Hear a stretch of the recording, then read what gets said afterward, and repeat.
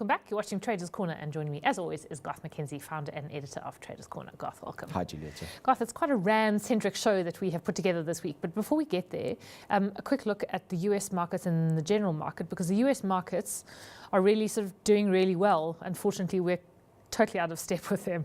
Yeah, we are out of step. So the S&P 500 here quickly shows that this market is still making higher lows and higher highs. It's been doing that since April, and you can see that quite clearly. Now, this 2740 is quite a significant support area on the S&P 500. So we monitor that. The futures, as we sit here right now, the S&P futures are trading at around about that level. If it fails at 2740 and goes lower, then your 50-day moving average is the blue line down there. Comes in a little bit lower down. But overall, whilst this pattern of higher lows and higher highs continues to play out, then I think you've got to still be mildly bullish on the S&P 500. And my sense is that after this pullback is finished, perhaps we have another effort to push back up and try and have another go at 2800, which is that dotted line at the top there. And if it ultimately can break above that 2800 level, then perhaps we have another challenge of the prior highs.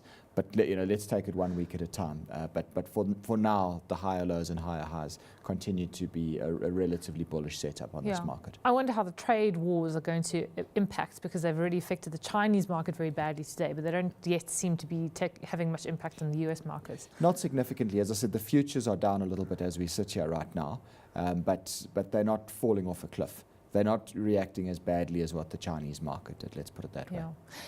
Coming back to our own market, it's quite a sorry-looking chart, I have to say. Well, it is. It's been rather nowhere, actually, if you look at it over the last number of months. Go back to February, we were at the same levels as we were back then. So for nearly 5 months, this market's pretty much gone sideways, broadly speaking. Last week on the show, we spoke about the significance of this 52,500 resistance level on the top 40.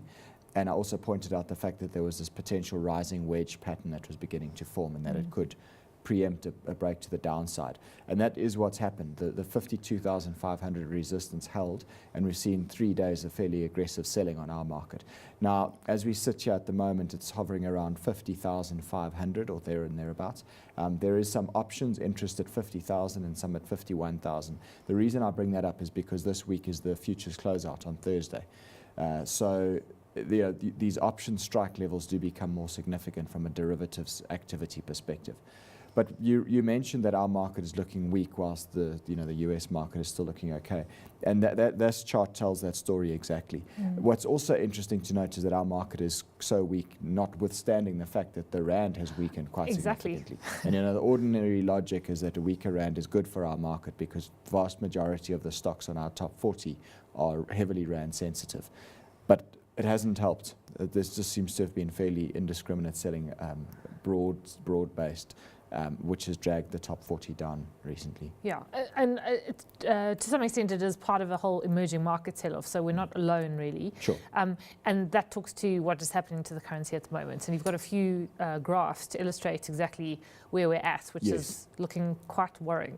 Yeah, it is. So look, this is an interesting one. This is a 3-year chart of the rand-dollar exchange rate.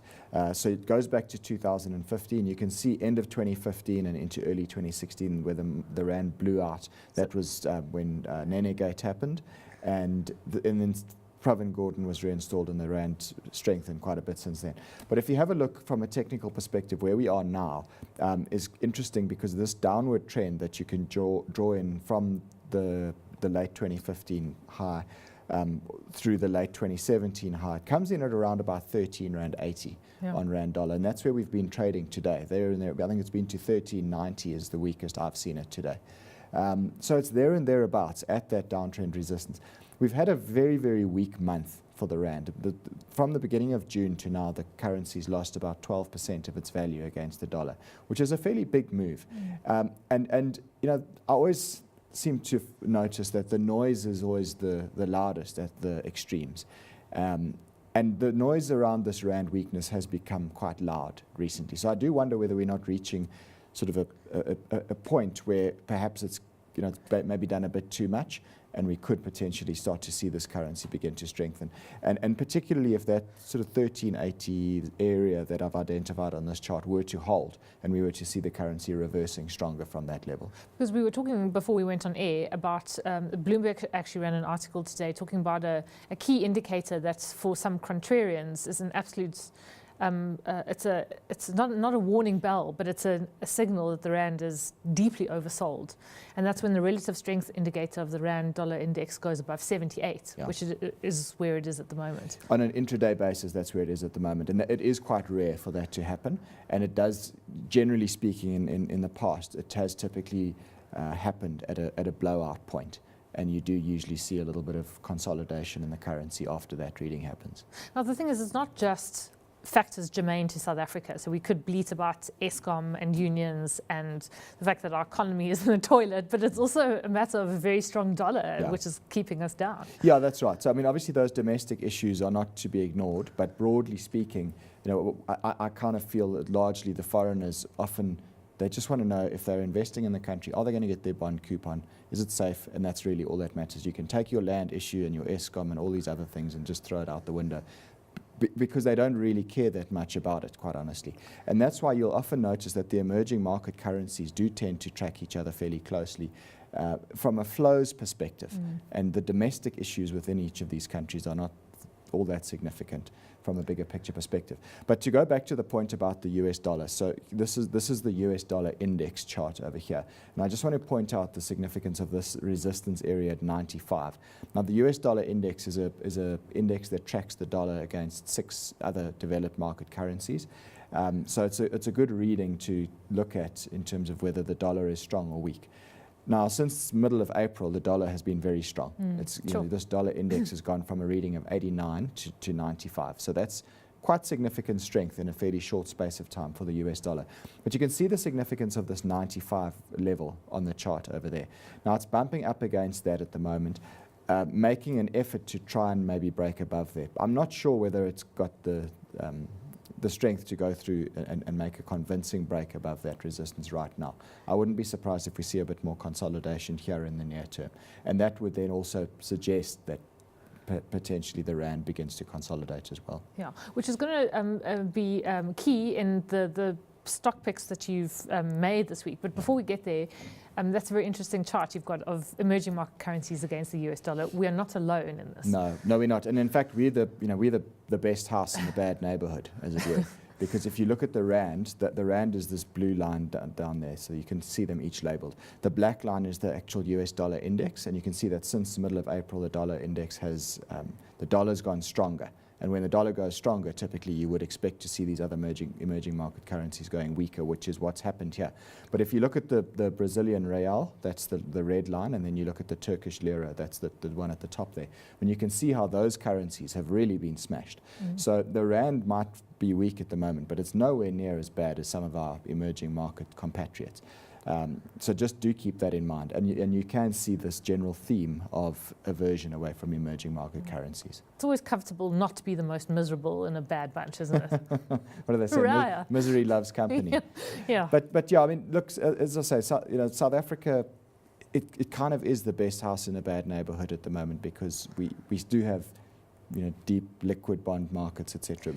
When you compare us to the likes of Brazil and the problems there, and Turkey with major problems there, if you're an emerging market investor, South Africa is still relatively attractive compared to some of these other countries. Argentina is another one. And interestingly enough, we had one of our best bond sales in a long time today. So even though things have sunk a bit, there's actually been a lot of appetite for our bonds. But getting on to this week's trades, there are 2 long positions in 2 very oversold stocks, which is quite interesting, because normally you don't like going for the weak sectors and weak stocks in those sectors, but you're plumping for MTN and also REM growth. That's right. Yeah, so the sort of conundrum I'm faced with at the moment is, and it revolves around the currency that we've talked about.